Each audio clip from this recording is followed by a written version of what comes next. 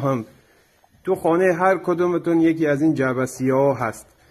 حالا شاید از نگاه شما همه این سیخ‌ها یک سیخ باشند، ولی اینا خیلی تفاوت دارند و ما تفاوت آنها رو به شما میگوییم. این سیخ معمولا اگر داخل این جعبه بود به اینا دست نزنین، چون اینا مال خود صاحبخانه است. و همچنین این مدل سنجاقا که مخصوص خود صاحبخانه است.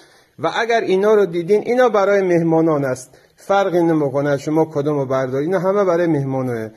و اگر این سیخ رو دیدین بدانین در آن محل یک آدم بسیار پولدار بوده که آنجا رو ترک کرده است.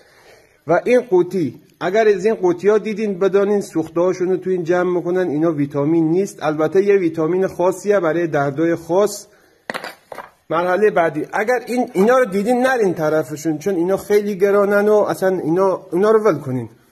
و این سیخ، حالا این سیخ فرق میکنه دوستانش، چون موقع کل عملیات تمام میشه منن سراغ این سیخ و اون دوستان مدانن این سیخ چیه دوستانش.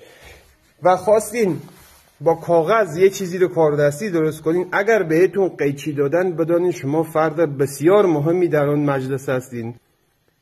و اگر بهتون چسبم دادن که بدانین دیگه خیلی درجهتون بالاه. حال خوبی داشته باشین. نقطه. باز